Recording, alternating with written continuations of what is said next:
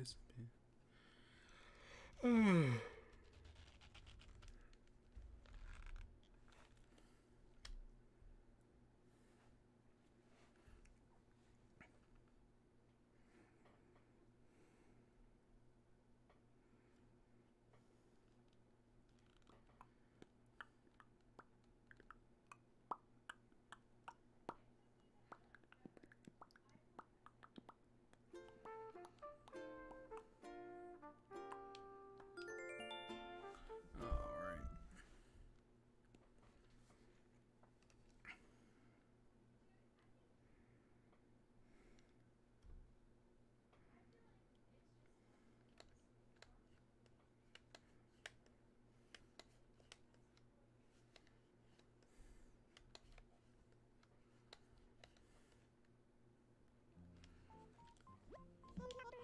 Hello there, everyone. Right now it's 6 p.m. on November 18th. There really isn't any news to speak of today. Oh, did anyone else catch that talk show on TV yesterday? Yeah, you know the one. I like watching it for the guests, but the hosts are such chatterboxes. Anyway, I'm rambling on and on and on and on and on and on and on and on and on and on and on. Sorry for that. Have a lovely day.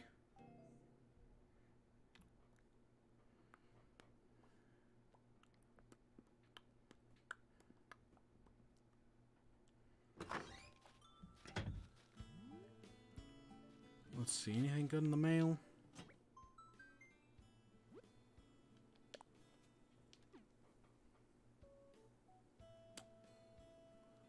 Note to self, clean out our mailbox. But that's not what we're doing at the moment. Maybe we'll do that later. For now, we're talking about Pikmin 3.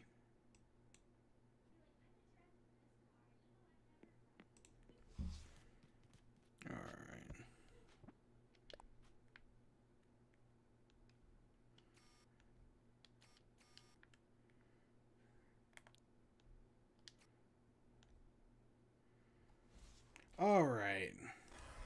Let's talk Pikmin 3 Deluxe, shall we?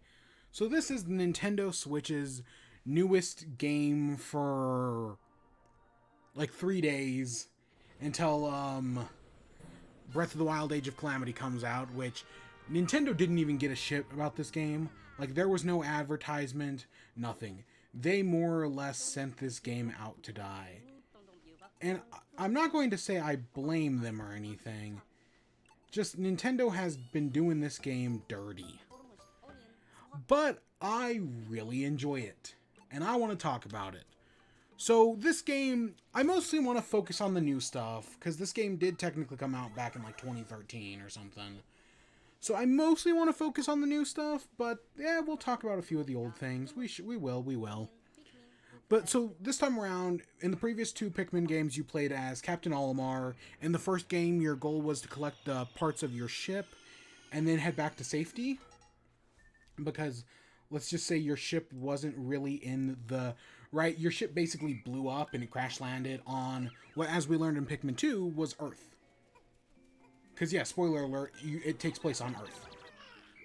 Because that was in the second game. You came back to the planet, which is in this game they call PNF 404. I don't remember what it was called in Pikmin's 1 and 2, but whatever it was, it's Earth. It's basically Earth after the apocalypse. And in the first game, you were trying to collect your ship parts. In your second game, you were trying to collect treasure. And in this game, you're trying to collect fruit. Because you play as 3 Copites who came from a world that has grown so big and they've run out of food because of poor planning. So you're now out on this planet to go get fruit. You've got your 3 captains this time around. Alf, Brittany, and Charlie. And they've all got their own fun dynamics. The story, while it actually does have some big stakes, it doesn't actually ever take itself too seriously. Even though there can be some tense situations. I mean, the game has been likened, like Miyamoto himself likens Pikmin to a war movie, and he's definitely not wrong about that. I'll give him that. That's definitely a fair comparison, because gameplay-wise, this is a real-time strategy game. You can have up to 100 Pikmin running around in the field at one time, and your goal is to like assign them to do different tasks and whatnot, and in order to achieve your final goal of collecting all the fruit. Like right here, we see Pikmin being assigned to collect bridge pieces that they can then take to build a bridge that will then eventually lead to more fruit. It's real-time strategy. You have a certain time of day. Because you can only do stuff during the day. So you have to go around and you have to do stuff within a time limit, but your actual time limit is based around how much fruit you collect. So an actual day lasts anywhere between 18 and 13 minutes, and you have as many days as fruit you bring back. Because if you bring back a fruit, you can then create juice, which then extends your time limit. Which is, in my opinion, a very nice compromise. Because the first Pikmin game was you had 30 days. You had 30, 18-minute cycles to get all your ship parts. In the second game, you had as much time as many 18-minute cycles as you needed. I don't actually remember how long the days were in the first two Pikmin games. And in this game, it kind of depends. So this game has found a nice balance between having a time limit and making your own time limit. And we'll get back to that later. But yeah, it's real-time strategy. You collect fruit. You got to manage 100 of these little buggers. You got to defeat enemies, and they're like each of the things have different like weaknesses. You've got 3 captains, and you can literally break up your 3 captains into different groups and send them to different places. So you can, if you want to do everything as just one captain, you can totally do that. If you want to break up your captains and go divide and conquer, you can totally do that. The game is open to play however you want. And because of some of the new features added in this game, it makes it more accessible than ever. This game is more accessible forever. Because I should also say early on, if you have never played a Pikmin game before, this is the perfect game to start. This game is by far the most accessible, most playable, most enjoyable of any Pikmin game. I'd say it's the best one, personally, of the 3. I know people hold 1 and 2 in high regards, but this one's got the best, and I think Pikmin 3 has done the most to actually change things up. Because throughout this game, right, you're going around, you're collecting fruit. You've got 4-ish areas to explore, and they're mostly open areas, because you'll go to an area, then you'll find like an obstacle that you can't progress until you get a new type of Pikmin, and then you got to come back to it later with your new type of Pikmin. And there are 5 types of Pikmin, including 2 that are new to Pikmin 3, not to Deluxe. And you're right, it's all about using your Pikmin to your advantage, dividing and conquering. You can take as much or as little time as you need, really. And yeah, it's real-time strategy. It's a little different than most, like, when I think real-time strategy, I admittedly think of, like, other types of games.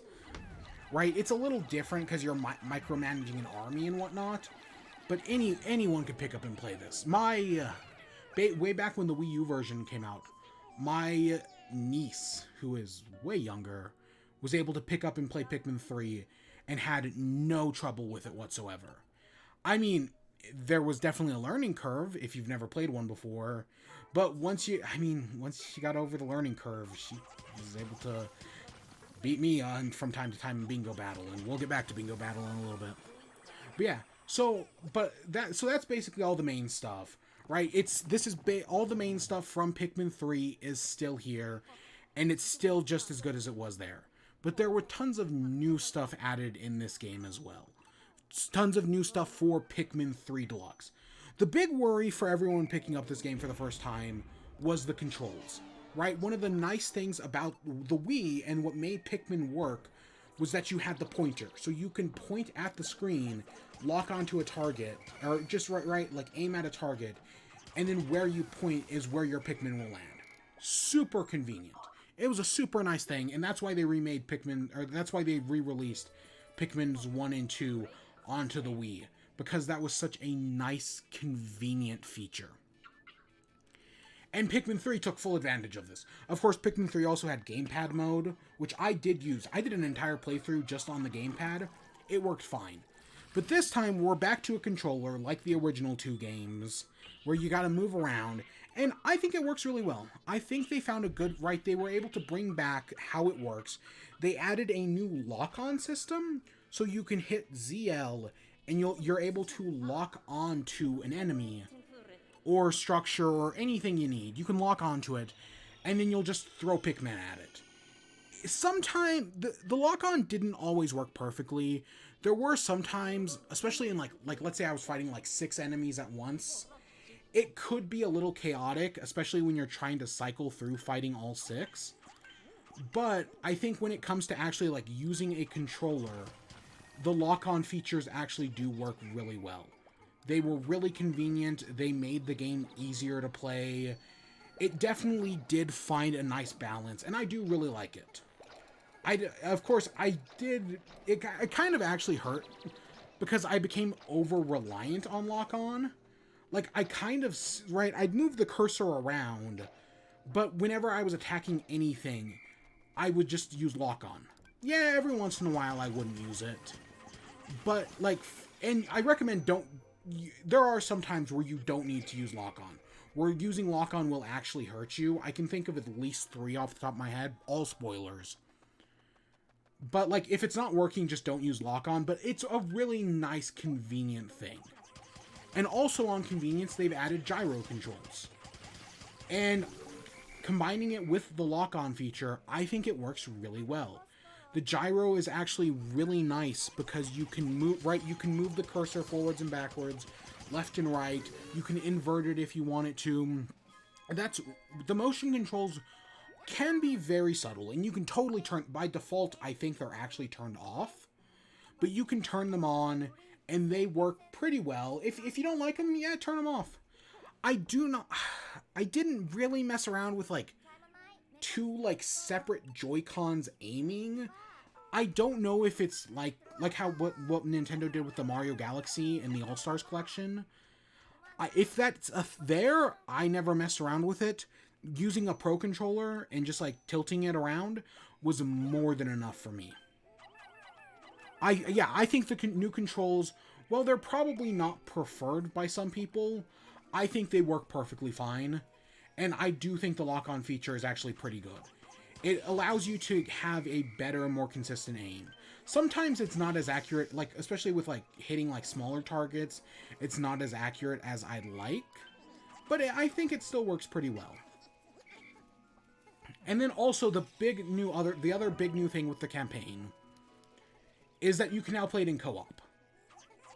So Pikmin, right, since Pikmin 2, you've been able to control multiple captains. And one of the great things here is that, right, in this game you have 3 captains, but now, playing it, you can now play this game with multiple people. Or you can play it with 2 people, not 3, even though there's 3 captains. And the third one just kind of goes to whoever. But yeah, let's say you and a friend or whoever, a family member, whatever, wants to play this game together. You're totally able to do that. You can totally divide and conquer, and it honestly probably works better than just, like, controlling all the captains on your own. Because sometimes it feels, and this was true in the original game, where you'd send your captain out to do something, and it kind of felt like they were doing nothing. Right, like right here, I'm just sending them to go pick up more Pikmin at the Onion. Even though I don't actually have, even though I'll get the tutorial for that in like 10 seconds. Actually, right there. Yep, there I get the tutorial for it for some reason. But yeah, you can tell you can use the map to just order your captains to go elsewhere. And that's really nice for dividing and conquering and whatnot. But having another player to do that with would also be very nice. Right, and then just having the third captain do whatever. It's honestly one of the best features in this thing. Being able to divide and conquer your captains. And being able to play with another person. It's definitely a great feature that I'm really glad is here. It does suck that you can't do it online. There's no, as far as I know, besides for leaderboards, there is no online play in this game. And I do think that kind of sucks.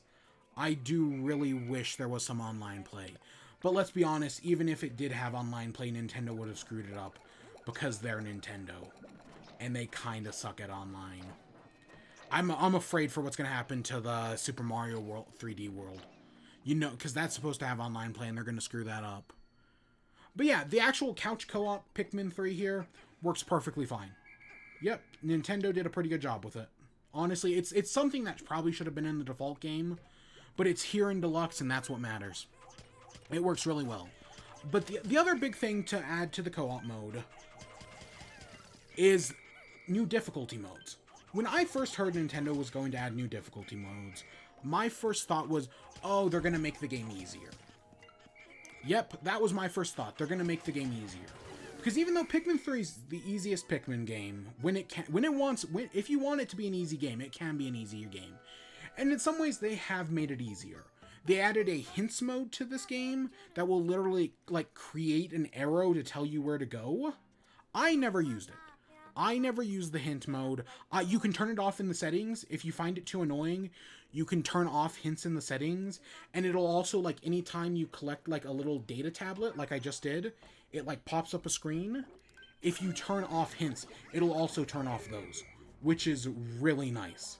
Right? Turning off hints mode is exactly what you want.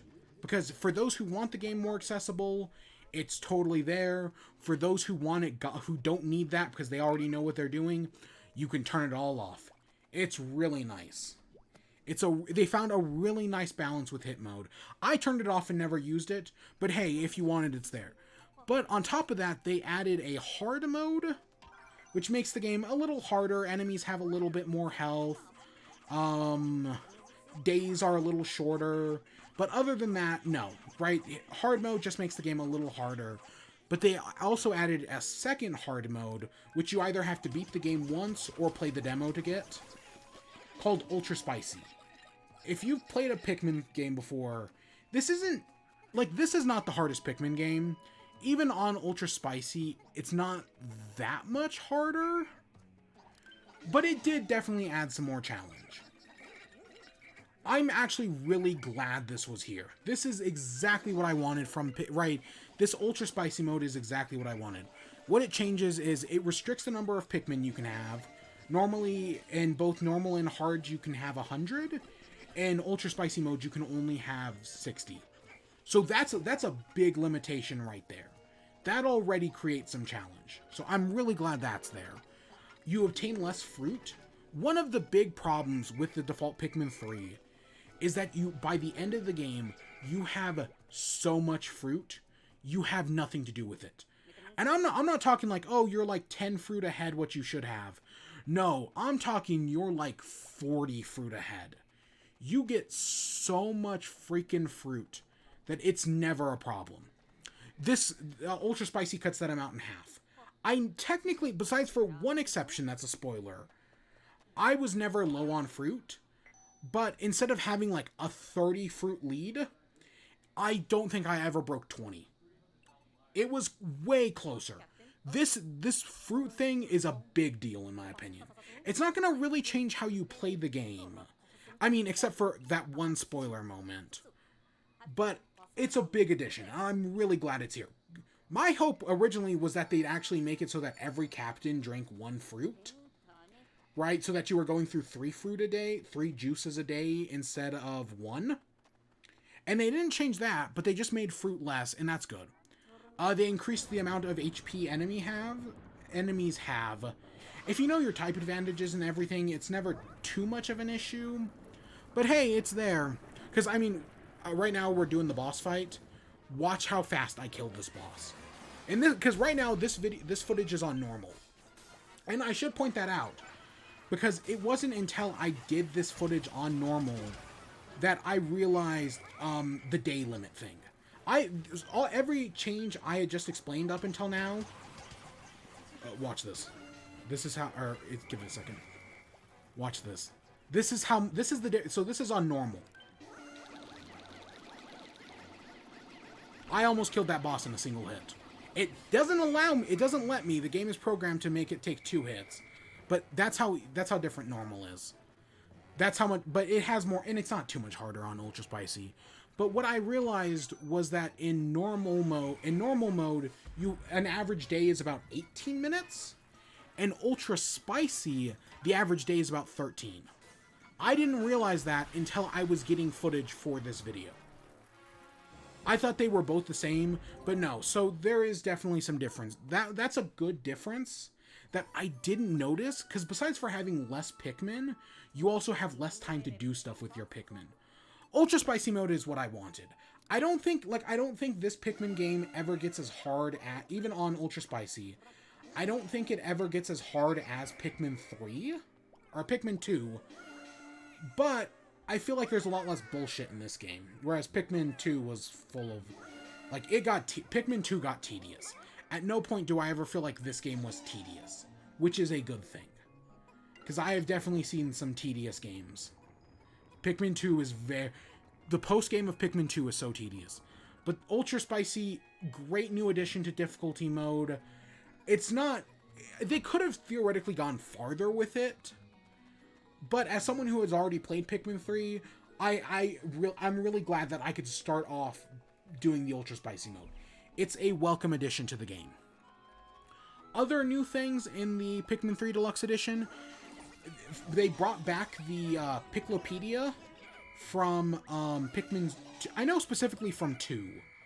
In 2, the Piklopedia, right, it gave you a description of all the enemies, it gave you hints on how to fight them, and then there was, for beating the game, you unlocked Louie's log, which told you how to cook them.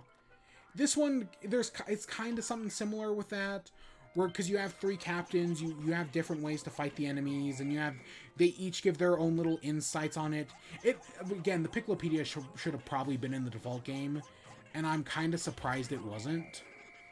But hey, it's here now, and I do think it's a good feature. I'm glad they brought it back. And yeah, it's got all sorts of descriptions from all your captains on it. They've also added a Fruitopedia, so you can get like little snippets of information written by Brittany about all the different types of fruit. That's kind of cute. At least, I think the Fruitopedia... No, the Fruitopedia might have been in the old game. I don't know, I almost never used it. I usually only use the pedias at the very end of the game. But bringing back the Piklopedia is a very nice addition. I'm glad it's here. The other thing they brought back, which I really like, is the... another new thing they added was the mission mode. I'm really glad they added in a mission mode. Wait. We'll talk about mission mode in a second. They added in badges. Badges are basically like achievements. So you get a badge for collecting all the fruit in a certain area.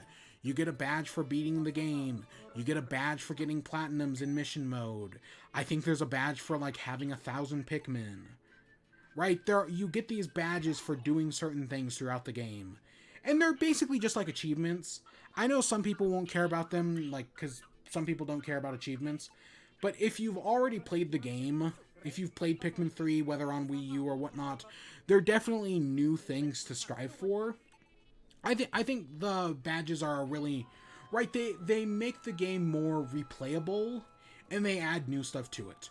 I think the badges are a really healthy addition, and I'm glad they're here in this game.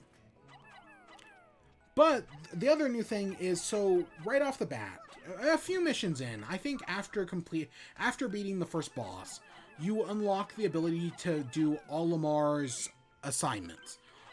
So originally for Pikmin 3, they made like these little like demo mode. They made like these videos from Olimar and Louie's perspective. And I think those videos were on an external website or something. They never really factored into the game or anything. But now they have integrated those modes into the actual game. So you can now do Olimar's assignments, which is basically a prologue.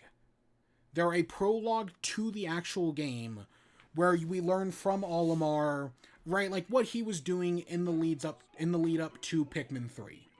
Right? These videos that I have on screen right now that's what these were. They were available on like a website or on YouTube or something, but now they're actually in the game, and they've created like little missions around them. They're basically just like mission mode. They're actually very easy to do in my opinion. Like, mission mode can be challenging as hell. These are so much easier than that. But yeah, I think the mission mode, Olimar's assignments are just very simple. There's only like 4 of them. But that's the prologue stuff, the prologue. There is also Olimar's callback, which is an epilogue.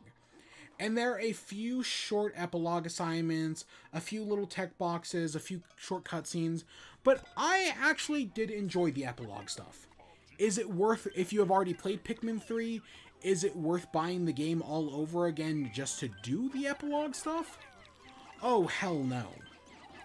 Definitely not. You definitely should, right, like, it's not worth just doing it because the epilogue stuff. Because the epilogue stuff is a lot like mission mode. There are some similarities, mind you. Like, there are some similarities between the epilogue and the mission, in mission mode. But there's also some new stuff. For example, one of the epilogue missions, instead of collecting treasure or collecting food or anything, the epilogue mode had me collecting, or just gathering Pikmin. It basically, it had me trying to get 100 Pikmin, or something like that. So they're not all just simple, like, collect-a-thon challenges. There's a few other ones. One of them is an escort mission, so you have to clear out the level and then escort a piece of, like, a part from one side of the stage to the other. That was really cool. The mission, they do a few interesting things.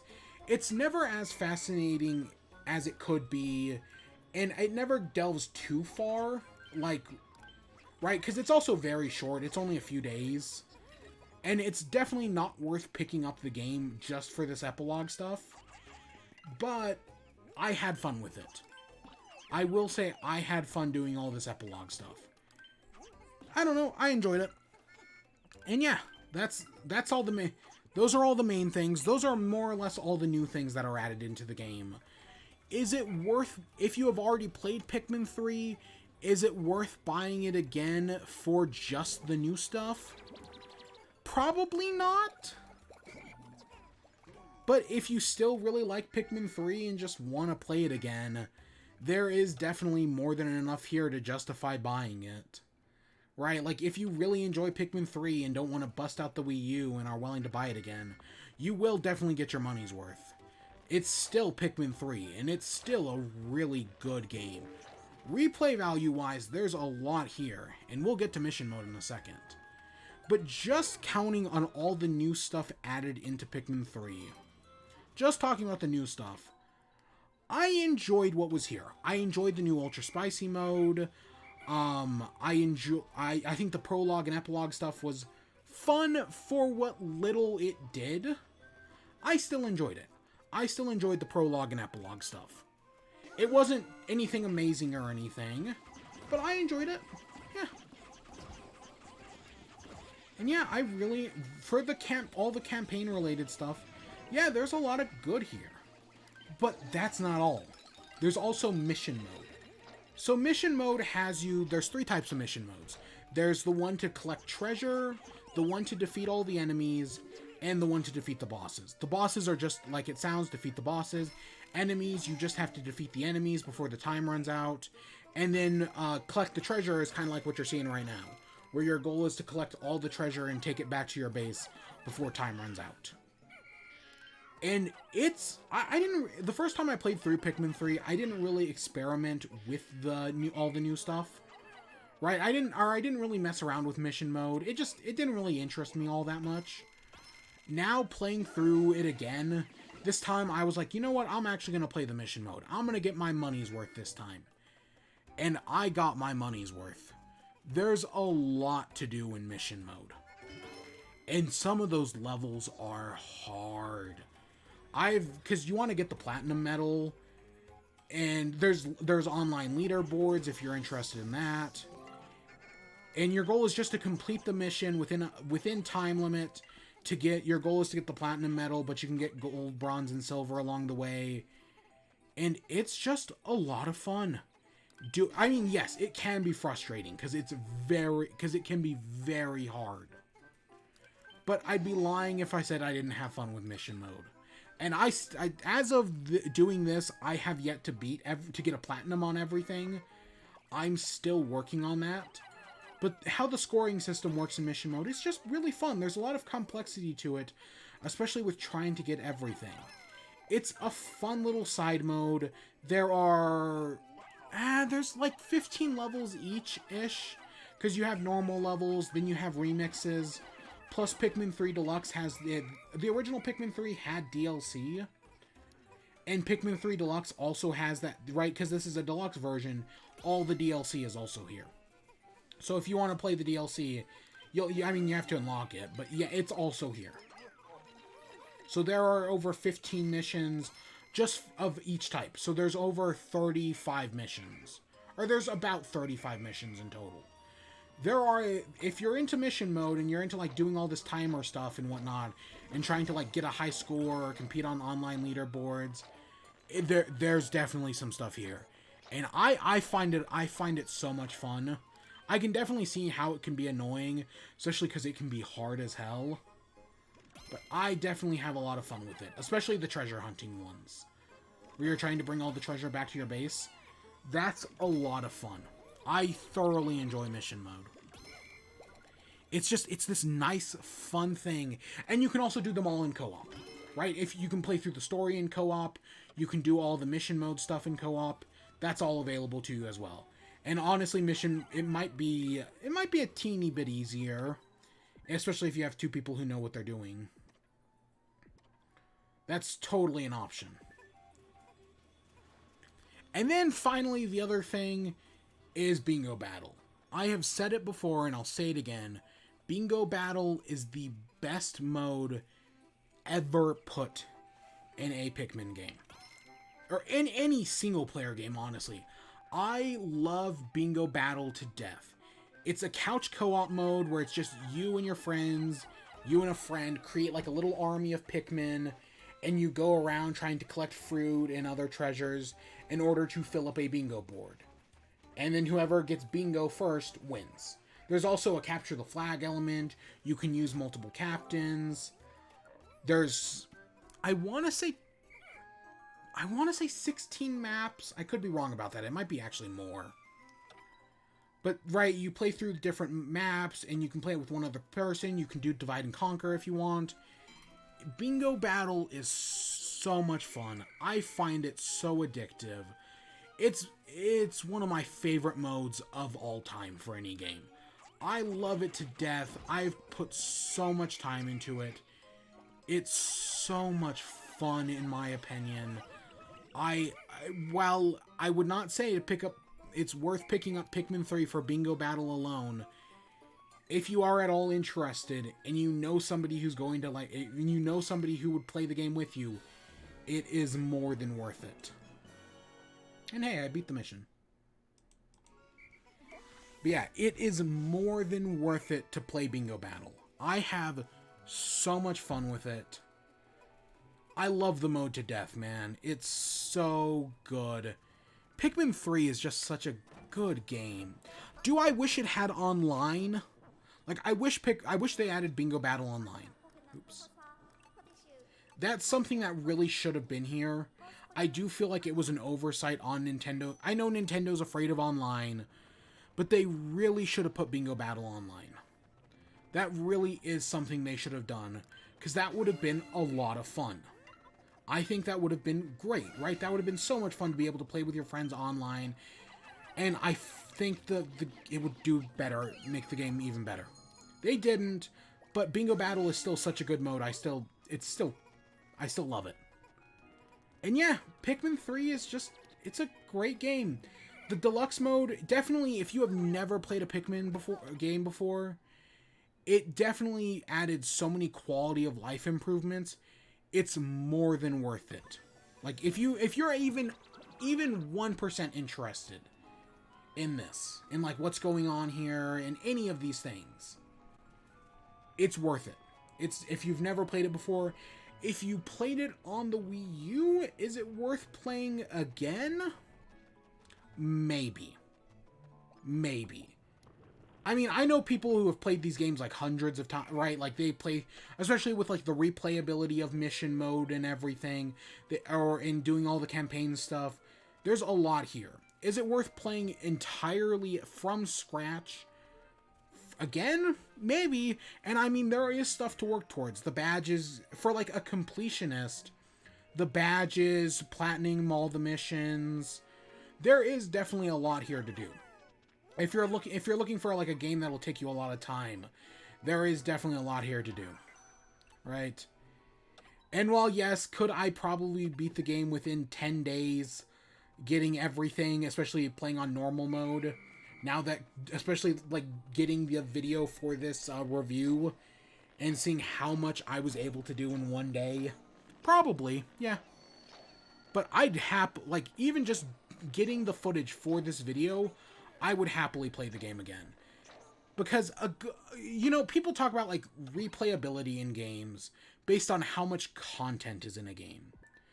But I always like to think about replayability as would I be, or, like, content in it, right? Like, stuff like that, in the platformer sense, which is, am I willing to replay this game? And I was 100% willing to replay Pikmin 3. I did it on the hardest difficulty.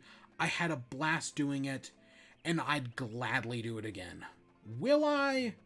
Anytime in the imminent future, besides for finishing all the mission mode stuff? Probably not, but that's because I'm a busy college student.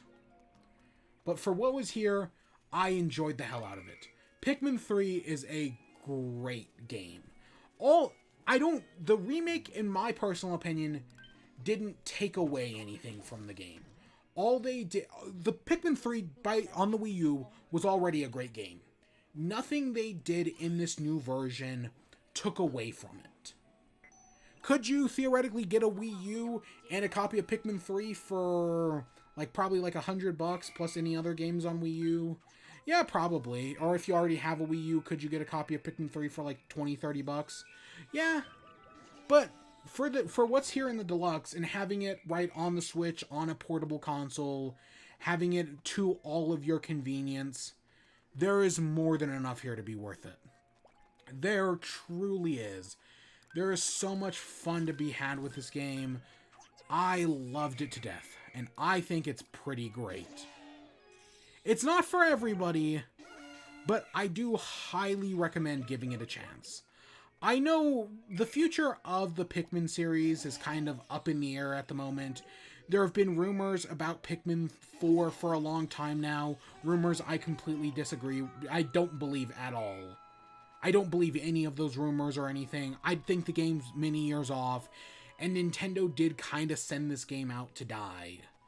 But it seems, so far, as of this filming, it seems to be doing better, at least launch week-wise, than any other Pikmin game. And we don't even know the digital sales yet.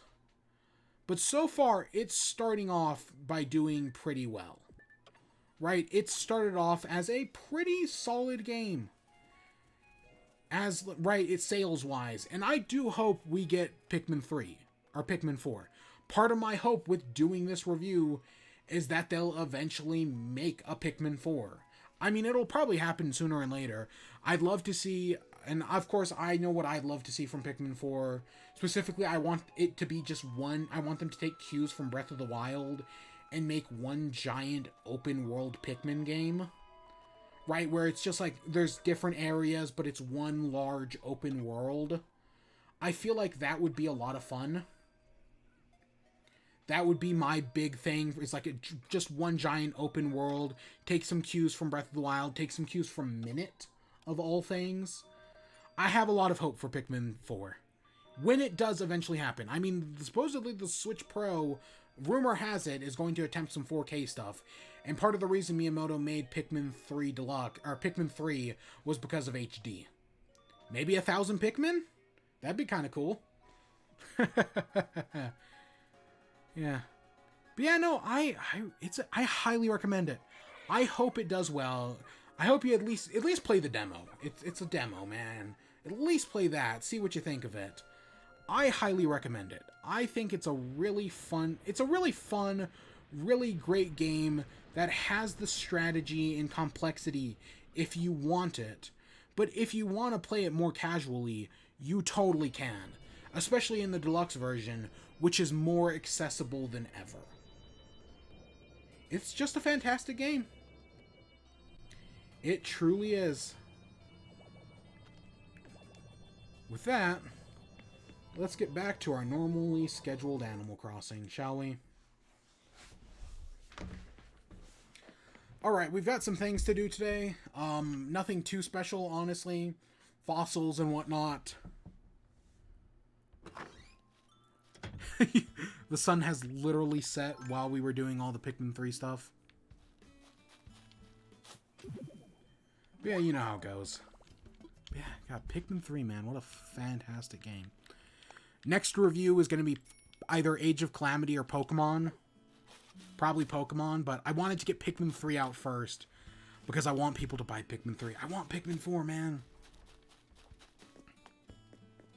Alright, let's go get some fossils. Let's do all of our normal Animal Crossing day stuff. And news-wise, I do want to talk about the Game Awards today. Praise be unto Helix. We did get all the Game Awards nominees today. So I guess while we go around and look for fossils and whatnot, and water flowers and everything, I guess I'll talk about the Game Awards nominees. Shall I?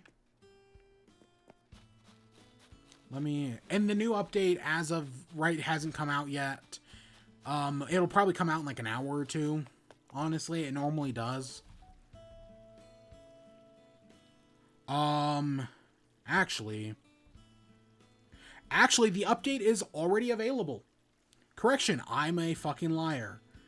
The update is available right now. It came out 20 minutes ago. So if you're interested in the new update, yep, that's there. We'll play around with it tomorrow. Yeah, I'm not going to worry about it tonight. We'll worry about it tomorrow. Because then we'd have to stop the stream and we'd have to reboot everything. I knew the second I started the stream, the update was going to come out. Yeah, it's live now. I don't know if there's anything like big or new or anything. Well, besides for the new emotes. But we'll play around with it tomorrow. But as we go around looking for all the things, I do want to talk about the new the Game Awards. So I'm not going to talk about everything that got nominated on the Game Awards. And there were some interesting conversations over it. Because, like, you know, when people make their Game of the Year list, Cyberpunk's going to be on a lot of people's list, but Cyberpunk is not nominated right now.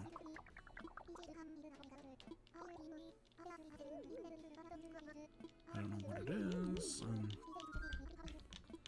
Yeah, sure, I'd be happy to help, Whitney. I love you, so... I love you both, so I'll be happy to help. Yeah, there was a lot of discussion about, like, hey, should the Game Awards, like, be delayed? What about Cyberpunk, right? What about...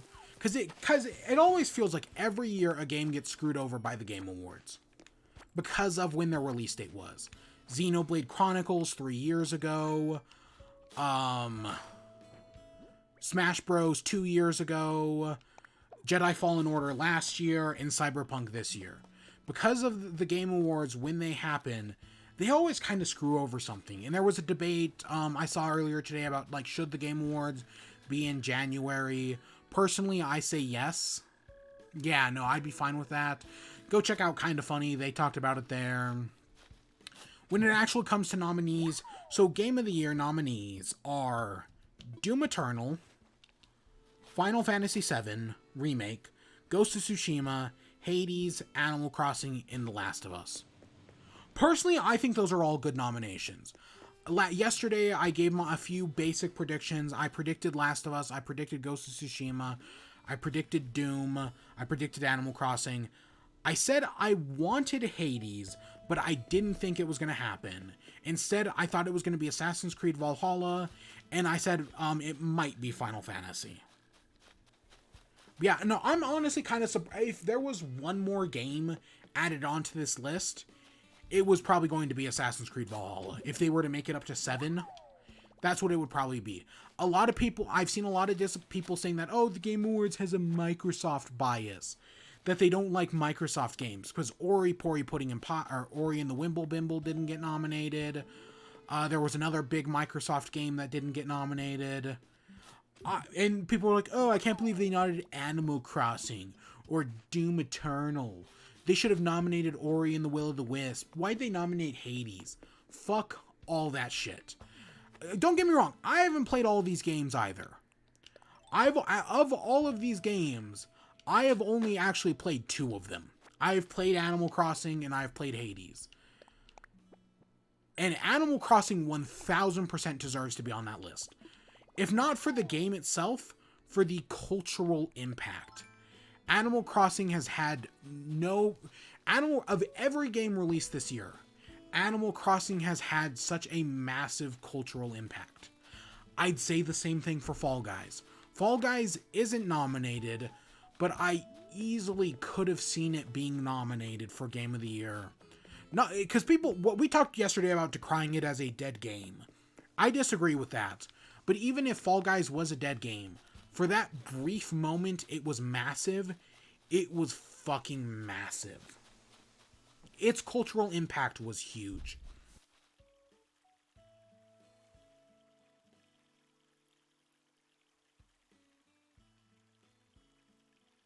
I could have seen Fall Guys being nominated. I could have seen that. Again, there's only 6 nominees, so some stuff had to be snubbed. But yeah, and even though I haven't played Ori, Hades is the better game. Right, it's always good to have some indie representation, and Hades is fucking fantastic. Right, when Celeste made it on the Game Awards 2 years ago, I was like, oh, that's cool, right? They put an indie game on there. And now Hades is getting every year the Game Awards should nominate an indie game. That doesn't mean it's going to win, but every year an indie game should be nominated for Game of the Year. And of all the indie games I've played this year, which, again, is most of them besides for Ori and the Will of the Wisps, Hades definitely deserves to be there. Hades is a fantastic game. Disco Elysium deserved to be nominated last year, and it wasn't, but it still won everything it was nominated for, because Disco Elysium was fucking amazing. It just happens like that sometimes, you know? But yeah, I think the nominees are fine. Really, I do. Who's going to actually win? I'm going to give my actual predictions later on, but if I had to guess, I'd say Ghost of Tsushima. It's not the one I would give it to, obviously. And because here's the other thing. This is an awards show. Award shows don't actually fucking matter. They're just kind of for the fun of it. And honestly, I have more fun at talking about the Game Awards than I do actually watching the Game Awards. The Game Awards can be kind of a slog, but I think talking about the Game of the Year and whatnot is actually kind of a lot of fun. And people are just being assholes about it just because their favorite game didn't get nominated. Or they think everybody, people who, right, if you like The Last of Us, you're biased towards it. You have a Sony bias. If you don't like The Last of Us, you're racist or homophobic or whatever. None of that bullshit's real. People can like whatever they want, and people can dislike whatever they want. That's perfectly fine. Because you want to know how to figure this out? Whatever your Game of the Year is, that's the one that matters to you. That's all that fucking matters. It doesn't matter if they win at the Game Awards. What matters is that you enjoyed it. Who gives a fuck what other people think? Enjoy the game you like. Tell more people about it, right? I get wanting, if you love a game, telling more people, hey, I loved this game. You should play it. Right? I just did that with Pikmin 3, a game I fucking love. And I want more people to play it. But if they don't play it, I'm not going to be brokenhearted about it or anything. They can do whatever the fuck they want. That's fine. Hey, look, our two ladies are hanging out.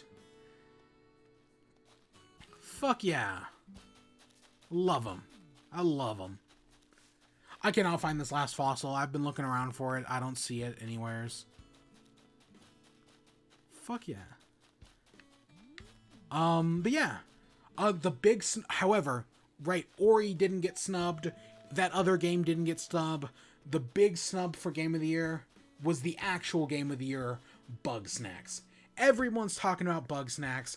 Bugsnax is the game of the fucking year, and it got absolutely snubbed at the Game Awards.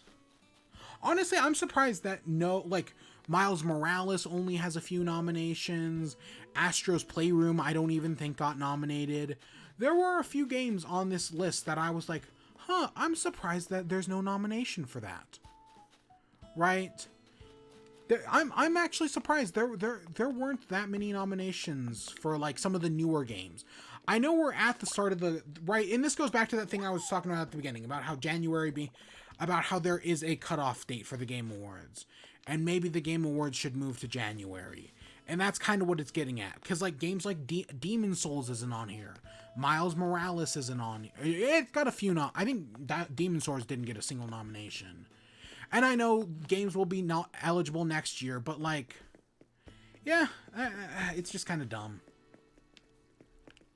It's just kind of dumb. Best Direction, Final Fantasy VII, Ghost of Tsushima, Hades, Half-Life Alyx, Last of Us Part 2. That was the other one. Half-Life Alyx got snubbed. Considered by a lot of people. Honestly, I don't think Half-Life Alyx was ever going to... Because it's a VR game. It might be an amazing game. It might be one of the best games, like the best VR game ever or whatever. But it's still a VR game. That's what's going to hold it back. That's why it was never going to be nominated for Game of the Year. I know some people said it was going to, like, they recommended it, but I knew it was always going to come up against that problem of it being a VR game. That's why it wasn't going to be nominated for Game of the Year. Because as much as the Game Awards are a Game Awards thing, they're also a marketing thing. Right? Because if you see, hey, let's say Hades wins Game of the Year, more people are going to go out and buy Hades. I bought Dead Cells because it won Best Indie Game at the Game Awards 2 years ago. At least I think Dead Cells won Best Indie Game. Okay, that was half the reason. But I have bought games. Game Awards are an advertising thing. Right? It's like E3's telling us about new stuff, but it's also advertising.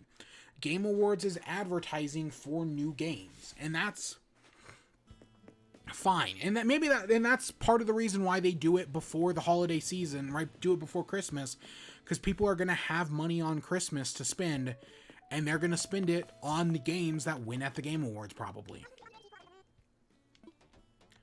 Nope. Yeah, no, Game Awards are an advertising thing at the end of the day. But yeah, so that's, yeah. But yeah, I don't know, again, I'll actually give better predictions later on.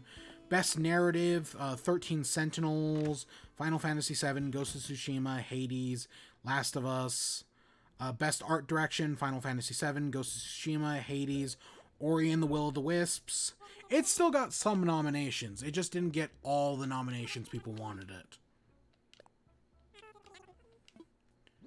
Let's sell some stuff. Oops.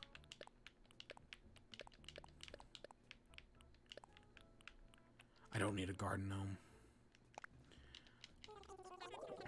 Oh, we should check turnip prices while I'm here, actually.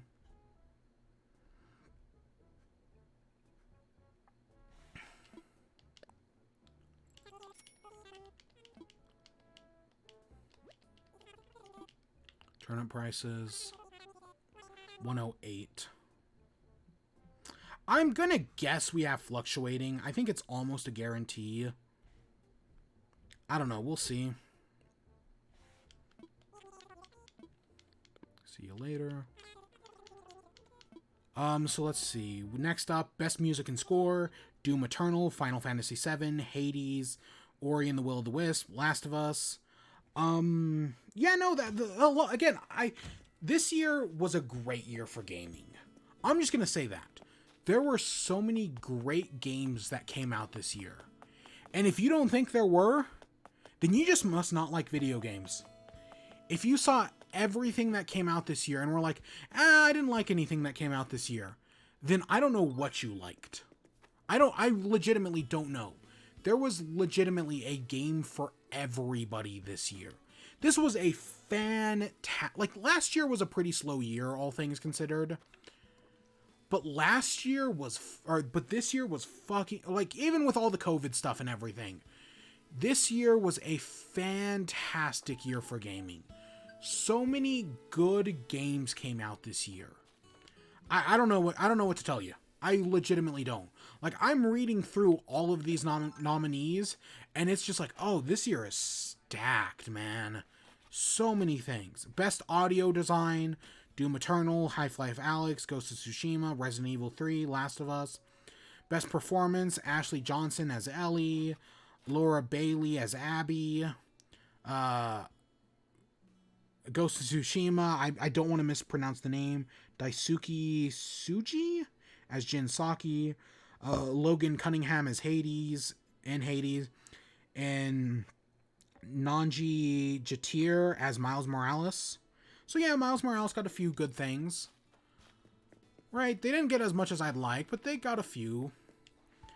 Games for Impact, If Found, Kentucky Route Zero, Spiritfarer, Tell Me Why, Through the Darkest of Time. I actually do want to play Spiritfarer. That's on Game Pass, so I'm probably going to play that soon. But yeah, I'm actually interested in that one, Spiritfarer. This is like I'm always for best indie game. Best game for games for Impact is also a category I'm super interested in, because there's been some fantastic stuff in games for Impact in the past few years. There really has been. Best ongoing game: Apex Legends, Destiny 2, Call of Duty, Fortnite, No Man's Sky. I'm always down for some No Man's Sky support. I'm disappointed Smash Bros. Or I'm disappointed Animal Crossing also didn't get on there. Animal Crossing 100% should be on here, because it's got a new update basically every month to every other month. Animal Crossing 100% should be best ongoing game as well. Best indie: Carrion, Fall Guys, Hades, Splunky 2, Spiritfarer. The fact that Hades is nominated for Game of the Year tells you it's going to win it. I do kind of also hope Fall Guys... if Fall Guys took it, however, I'd be fine with that, right? Not because it's the best indie game, but because we already know Hades is the best indie game. So give it to somebody else maybe, and give it to...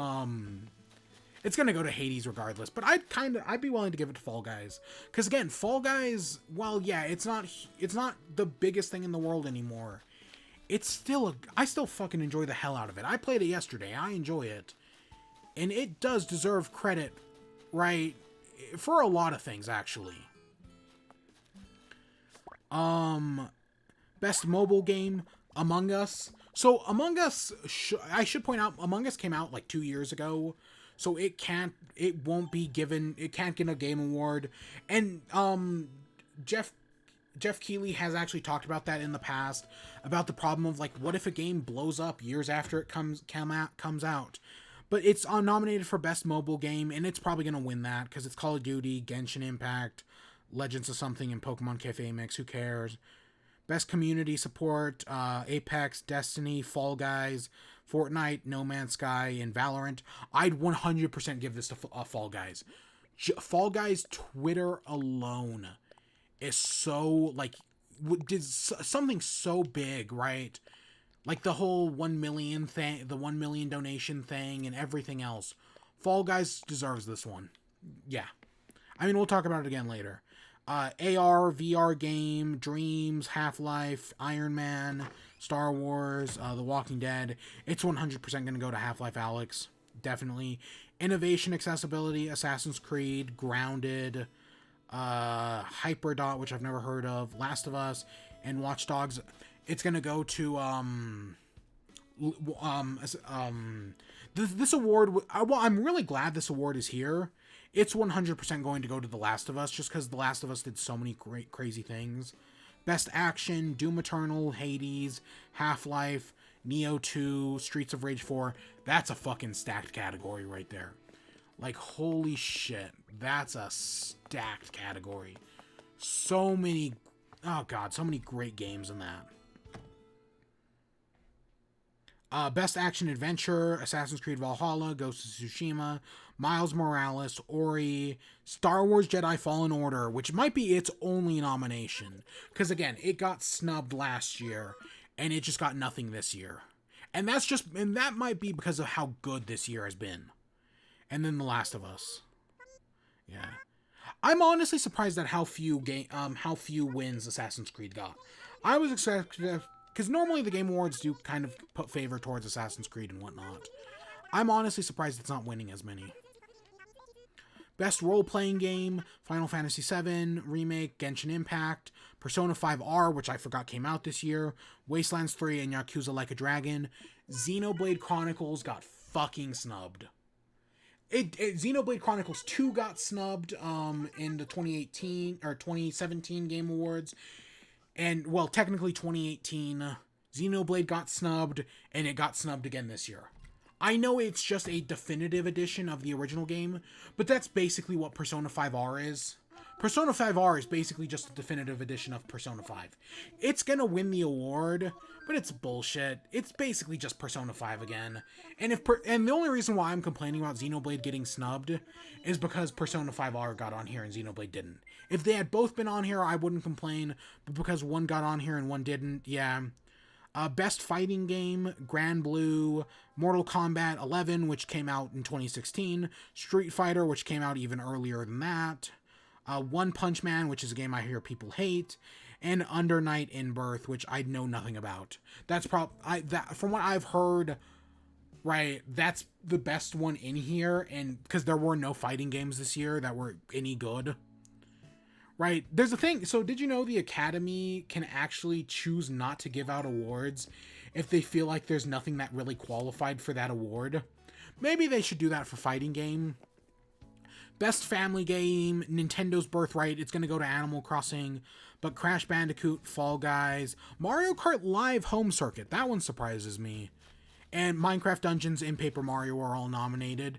It's gonna go to Animal Crossing, though. Like, no shit. Best Family Game is Nintendo's Birthright. I'm also surprised Astrobot isn't nominated, but again, maybe that's just it's so new.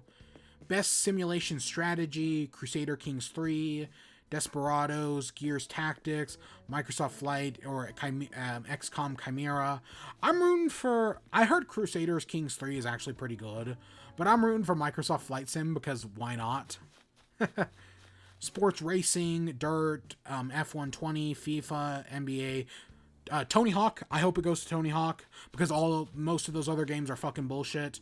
But Tony Hawk Pro Skater 1 and 2 was actually like a really good thing. Best multiplayer game. This is the part where we throw our heads back and laugh. Animal Crossing New Horizons. Ha ha ha ha ha ha. Ha ha ha ha ha ha ha. I cannot believe Animal Crossing got nominated for best multiplayer. That's just me making fun of Nintendo for being shit at multiplayer. I get why it's nominated, but that's just fucking stupid. I hope Among Us is also nominated. Much better choice. Call of Duty, nobody cares about. Fall Guys, I could also totally see it going to, but I could also see it going to Among Us. I hope of its 2 nominations, Among Us at least gets one of them. It deserves it, man. They created a Twitter account today, and while it's no Fall Guys Twitter account, they're trying. They're trying. Content Creator of the Year, Alana Pierce is nominated. I've only heard of 2 of these people. There's Alana Pierce, J. Ann Lopez, Nick Merckx, Tim the Tatman, and Valkyrie. I've heard of Alana Pierce. She just started a job at Sony Studio Santa Monica as a writer. They're the studio that does God of War. I hope she wins it. She's the one I'm actively rooting for, but it's probably going to go to Tim the Tatman, honestly. But I'm rooting for Alana Pierce. I at least like Alana Pierce more than I like Andrea Renee. Ha ha ha ha ha ha ha ha ha ha. Again, I have nothing personal against Andrea Renee. It's just a joke. Best Debut Game, Carrion, Mortal Shell, Raja, Ancient Epic, Roki, and Phasmophobia. So my problem with Carrion is that Carrion's a Metroidvania, but it doesn't have a map. And that really held the game back. That was a genuine problem with Carrion. I don't know if they ever patched anything in, but I don't think... Carrion I enjoyed, but that was a big problem. Raji, an Ancient Epic, actually looked pretty decent. I didn't hear much about it after the Indie Direct, or the Nintendo Indie World, but it looked fine, and I could see... I just don't get Phasmophobia. I've said this before, I just don't get Phasmophobia. I know people like it. I don't understand it, honestly, but that's a personal thing. If it wins it, it wins it. I know there's, the creator is now starting to... Like Among Us, since it blew up, the creator is now going to start taking it more seriously. So good for them. And then, lastly, there's a bunch of esports stuff that I don't give a shit about. Best esports game is probably going to go to... I honestly don't know. It's Call of Duty, it's the same ones as it always is. Call of Duty, Counter-Strike, Fortnite, League of Legends, and Valorant's new, because Valorant's now out. I don't know. I don't watch esports. I don't... Honestly, the esports ones, who cares about? Who fucking cares about any of the esports awards? I most certainly don't. But yeah, that's a thing now. Did I water this one again?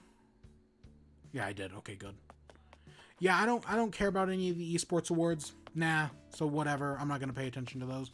But yeah, honestly, it's been a great year for game. There has been at least something that has come out this year that you're interested in. There has to be.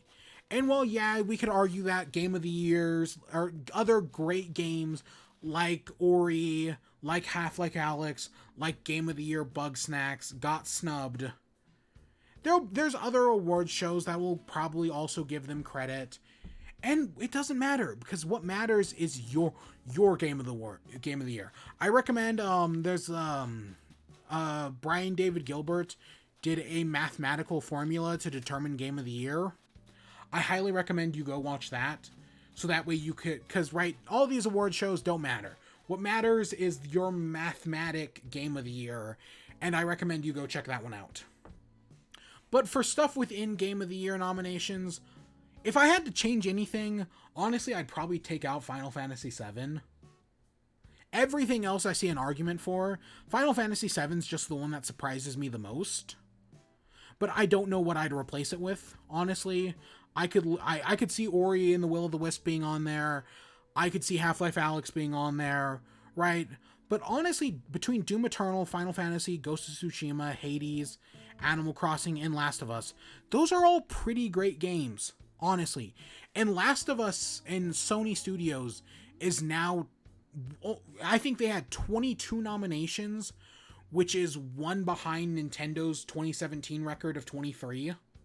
So Sony got a lot this year. Admittedly, Sony got a lot in 2018 as well, when I think that was the year of Horizon. And no, wait, wasn't Horizon 2017?